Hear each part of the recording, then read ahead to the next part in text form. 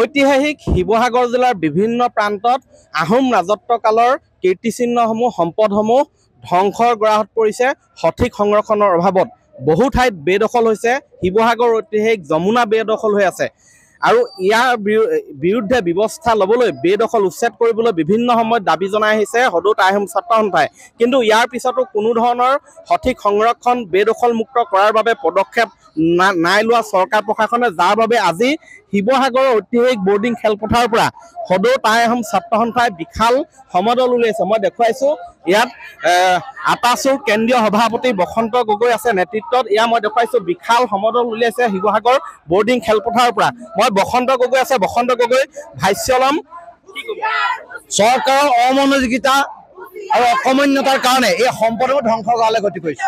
এই সম্পদসমূহ হৈছে অসমীয়া জাতীয় সৌন্দৰ্যৰ প্ৰতীক, সভ্যতাৰ চানেকি। এই সম্পদসমূহ ৰক্ষণাবেক্ষণ কৰা চৰকাৰৰ নৈতিক দায়িত্ব আৰু কৰ্তব্য, কিন্তু চৰকাৰে সেই কাম কৰা নাই আৰু এই সম্পদসমূহ সংৰক্ষণ আৰু বেদখলমুক্তৰ কাৰণে কোনো ব্যৱস্থা গ্ৰহণ কৰা নাই। আমি কৈছোঁ অনতি বিলম্বে এই ক্ষেত্ৰত যদি বিহিত ব্যৱস্থা গ্ৰহণ নকৰে সদৌ টাই আহোম ছাত্ৰ সন্থাই নিজাববীয়াকৈ ব্যৱস্থা গ্ৰহণ কৰিব আৰু যিকোনো পৰ্যায়লৈ যাবলৈ টাই আহোম ছাত্ৰ সন্থা প্ৰস্তুত থাকিব। মই দেখুৱাইছোঁ এইবাৰ শতাধিক আটাচু কৰ্মী তথা বিষয়ববীয়া এনেধৰণে ওলাই আহিছে।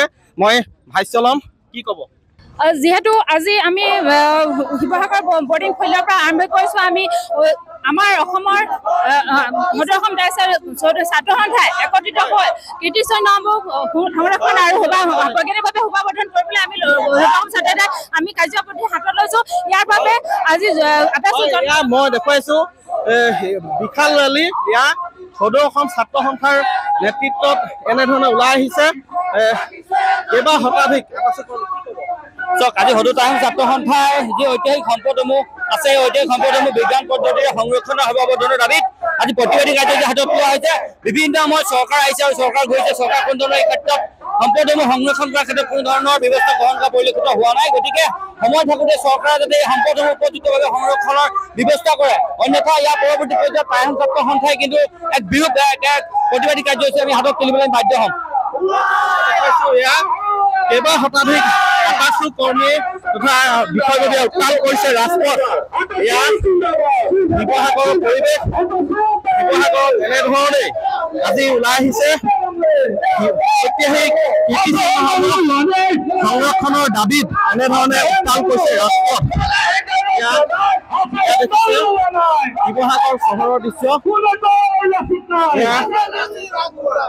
ইয়াৰ আটাচু কৰ্মীসকলে এনেধৰণে বিশাল ৰেলী উলিয়াইছে আৰু শিৱসাগৰ চহৰৰ বিভিন্ন প্ৰান্তত শিৱসাগৰ উপকণ্ঠ অঞ্চলসমূহত থকা ঐতিহাসিক কীৰ্তিচিহ্নসমূহ এনেধৰণে সংৰক্ষণৰ দাবীত আজি শিৱসাগৰৰ ৰাজপথ উত্তাল কৰিছে টাই আহোম ছাত্ৰ সন্থাই। আপুনি বিচৰা বাতৰি পাব কেৱল নিউজ 18 এপত। নিউজ 18 এপ ডাউনলোড কৰিবলৈ স্কেন কৰক এই QR কোড। গুগল প্লে ষ্টৰতো পাব এই নিউজ 18 এপ।